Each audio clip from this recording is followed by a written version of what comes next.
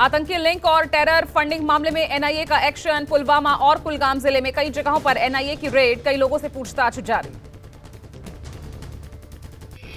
NIA की red के दौरान सीआरपीएफ के जवानों ने पूरे इलाके को घेरा। दरगुंड और उगरकुंड इलाके में आतंकी ठिकानों और मददगारों पर रेड की गई।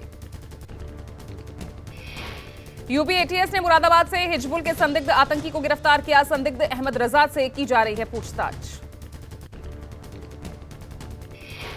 पाकिस्तान में आतंकी संगठन के हैंडलर से संपर्क में था अहमद रजा। पाकिस्तान और अफगानिस्तान जाकर आतंकी कमांडो ट्रेनिंग लेने के बाद भारत में बड़ी आतंकी साजिश को अंजाम देने की फिराक में था।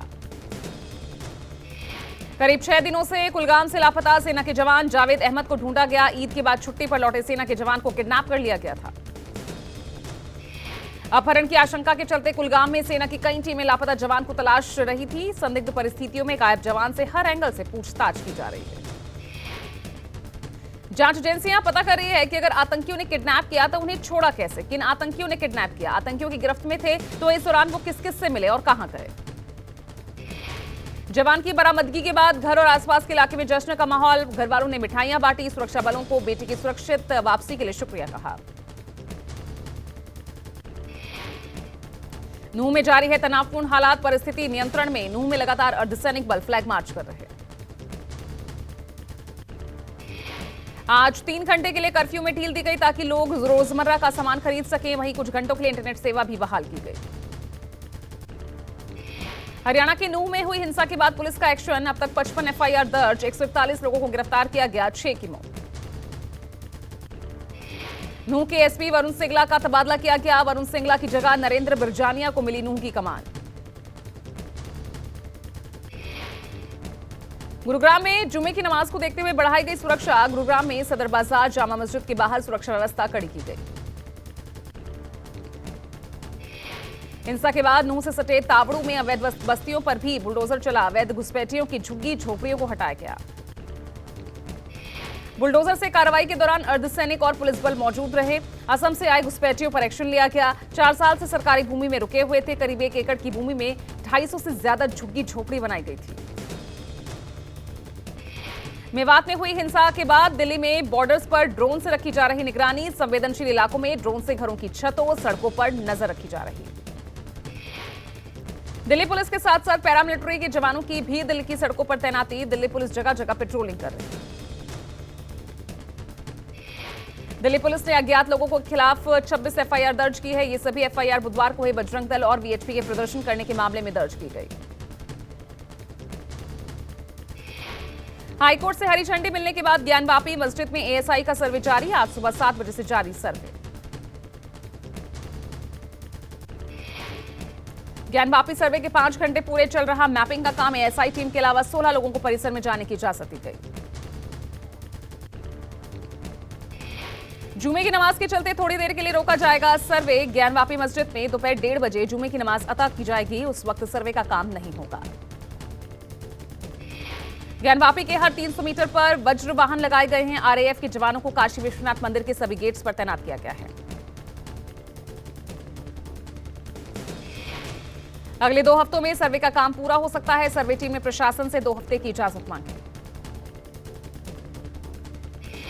ज्ञानवापी परिसर के एएसआई सर्वे के खिलाफ आज सुप्रीम कोर्ट में सुनवाई। इलाहाबाद हाईकोर्ट के फैसले को अंजुमन इंतजामिया मसाजिद ने दी है चुनौती।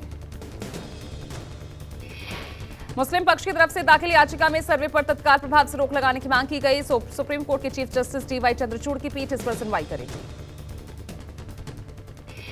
ज्ञानवापी मामले में हिंदू पक्ष की तरफ से भी कैविएट याचिका दाखिल की गई है। इस कैविएट में अपील की गई है कि कोर्ट बिना उनका पक्ष सुने कोई आदेश पारित न करे।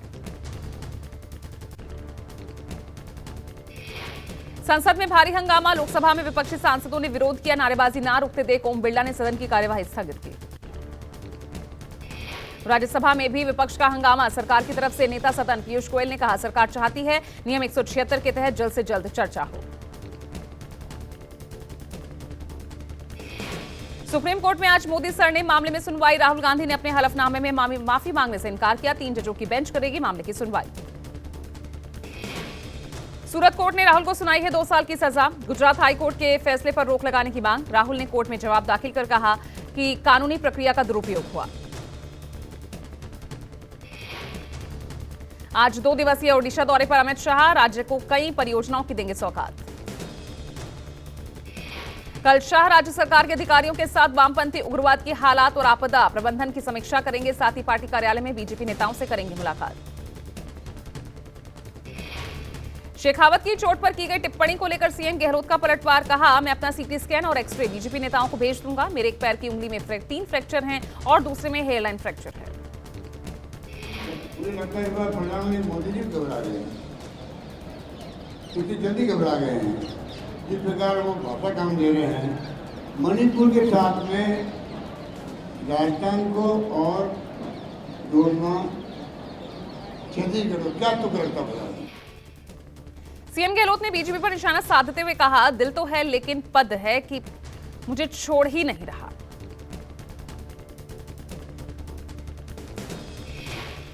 दिल्ली आबकारी घोटाले में सिसोदिया को नहीं मिली राहत। सिसोदिया की जमानत याचिका पर अब 4 सितंबर को होगी सुनवाई। दिल्ली के पूर्व डिप्टी सीएम ने सीबीआई और ईडी के मामलों में जमानत की अपील दायर की थी। याचिका पर 14 जुलाई को नोटिस जारी कर सीबीआई और ईडी से जवाब मांगा था। विश्व बैंक के कार्यकारी निदेशकों को वित्त मंत्री ने किया संबोधित, कहा 2047 तक विकसित देश बनने के लिए किए जा रहे कोशिशों की सराहना की। सीआईआई इंडिया एलएसी कॉन्क्लेव को संबोधित करते हुए पीयूष गोयल ने कहा, भारत और लैटिन अमेरिकी और कैरेबियन क्षेत्र को अधिक निकटता से सहयोग के साथ विश्वास को मजबूत करने की जरूरत है। साउथ अफ्रीका जाने से पहले पीएम मोदी ने की अफ्रीकी राष्ट्रपति से बातचीत। दौरे से पहले दक्षिण अफ्रीका के राष्ट्रपति रामाफोसा ने पीएम मोदी से बातचीत की। 22 से 24 अगस्त के बीच ब्रिक्स समिट में भाग लेने दक्षिण अफ्रीका जाएंगे पीएम मोदी, विदेश मंत्रालय ने दी जानकारी। सीएम शिंदे और अजित पवार ने कला निर्देशक नितिन देसाई को जेजे अस्पताल पहुंचकर दी श्रद्धांजलि। आज शाम नितिन देसाई का होगा अंतिम संस्कार। नितिन देसाई के पार्थिव शरीर को दोपहर 12 से 2 बजे के बीच अंतिम दर्शन के लिए एनडी स्टूडियो में रखा गया। नितिन देसाई ने फांसी लगाकर जान दी थी। नितिन देसाई की पोस्टमार्टम रिपोर्ट सामने आई। पोस्टमार्टम रिपोर्ट में मौत की वजह सुसाइड बताया गया है। आर्थिक तंगी से गुजर रहे थे नितिन देसाई। उत्तराखंड के गौरीकुंड में भारी बारिश के बाद लैंडस्लाइड, चट्टाने गिरने से 3 दुकानें क्षतिग्रस्त, 10 से 12 लोगों के लापता होने की खबर। गौरीकुंड में भारी बारिश आफत बनकर बरसी। सुबह से ही एसडीआरएफ एनडीआरएफ की टीम रेस्क्यू में जुटी। गौरीकुंड के नजदीक टाटपुलिया के पास 3 दुकानें क्षतिग्रस्त हो गई थी। ऊपर से चट्टान गिरने और भारी बारिश के कारण वो दुकानें क्षतिग्रस्त हो गई थी, जिसके कारण तत्काल मौके पर पहुंचकर हमने सर्च अभियान। उत्तराखंड में पहाड़ से लेकर मैदान तक भारी बारिश का सिलसिला जारी है। मौसम विभाग ने देहरादून, हरिद्वार, पौड़ी, नैनीताल, चंपावत में भारी बारिश का येलो अलर्ट जारी किया। ओडिशा में बाढ़ और बारिश से हालात गंभीर हैं। कटक में महानदी में जलस्तर बढ़ा। उफान पर महानदी, निचले हिस्से में तेजी से बढ़ रहा जलस्तर। कटक, खुर्दा, पुरी, केंद्रपाड़ा समेत कई जिलों के निचले इलाकों में बाढ़ आने की आशंका। जैनापुर में खतरे के निशान से ऊपर बह रही ब्राह्मणी नदी। राज्य में बाढ़ की स्थिति से 1 लाख से ज्यादा लोग प्रभावित। बाढ़ के बढ़ते खतरे को देखते हुए विशेष राहत आयुक्त ने उच्च स्तरीय समीक्षा बैठक बुलाई। जिला प्रशासन स्थिति पर नजर बनाए हुए। महाराष्ट्र के पुणे में एबीवीपी के छात्रों ने विरोध प्रदर्शन किया। सिम्बोसिस कॉलेज के एक प्रोफेसर पर लेक्चर के दौरान हिंदू आस्था पर अपमानजनक टिप्पणी को लेकर गुस्सा फूटा। हरियाणा के हिसार में बजरंग पुनिया और विनेश फोगाट को लेकर महापंचायत। एशियन गेम्स के लिए दोनों के बिना ट्रायल सिलेक्शन का विरोध। पश्चिम बंगाल के डोमजूर पुलिस ने गांजा तस्करी करते 2 आरोपियों को गिरफ्तार किया। आरोपियों के कब्जे से पुलिस ने 164 किलो गांजा और कार बरामद। नारकोटिक सेल के मुताबिक गांजे को वाहन के भीतर छिपाकर रखे थे ये आरोपी। मामला दर्ज है, पुलिस जांच कर रही है। मुंबई एंटी नारकोटिक सेल की बांद्रा यूनिट ने माहिम इलाके में ड्रग तस्कर के सिंडिकेट का भांडाफोड़ किया। 5 शातिर ड्रग तस्करों को गिरफ्तार किया। माहिम इलाके से गिरफ्तार तस्करों के पास से एंटी ड्रग्स जब्त। अंतर्राष्ट्रीय बाजार में 30 लाख रुपए आंकी गई ड्रग्स की कीमत। राजस्थान के भीलवाड़ा में एक नाबालिग लड़की की हत्या कर उसके शव को कोयला भट्टी में जला देने का मामला सामने आया। भीलवाड़ा में बकरियां चराने गई लड़की लापता हुई थी। स्थानीय लोगों के मुताबिक भट्टी में डालकर जलाने से पहले लड़की के साथ दुष्कर्म किया गया। कोयला भट्टी से मिले चांदी के कंगन और हड्डियां। यूपी के मैनपुरी में उद्योगपति मुनीम जी कोल्ड स्टोर पर जीएसटी की टीम ने छापा मारा। 8 जगहों पर हुई छापेमारी।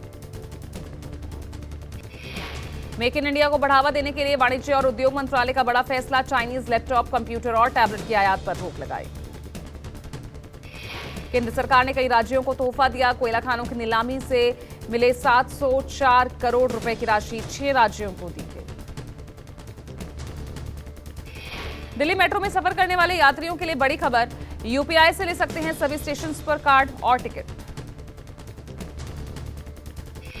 सेबी ने शेयर बाजार मामले में एमएमटीसी कंपनी का रजिस्ट्रेशन रद्द किया। सेबी ने कहा ग्राहकों को 15 दिनों के भीतर डिविडेंड या फंड को वापस लेने की अनुमति दी। वेस्टइंडीज ने पहले टी20 मैच में भारत को 4 रन से हराया। वेस्टइंडीज ने पहले खेलते हुए 150 रनों का लक्ष्य दिया, जिसके जवाब में भारतीय टीम 145 रन ही बना पाई। टीम इंडिया की तरफ से डेब्यू मैच खेल रहे तिलक वर्मा ने सबसे ज्यादा 39 रन बनाए। हार्दिक पांड्या की कप्तानी में भारत की टी20 में ये तीसरी हार है। भारत में होने वाले वनडे वर्ल्ड कप में शिरकत के लिए पाकिस्तान ने नई शर्त रखी। पाकिस्तान सरकार ने आईसीसी से अपनी टीम की सुरक्षा की लिखित गारंटी देने के लिए कहा। चेन्नई में शुरू हुए एशियन चैंपियन ट्रॉफी में मेजबान भारत की शानदार जीत। अपने पहले मुकाबले में भारत ने चीन को 7-2 से रौंदा।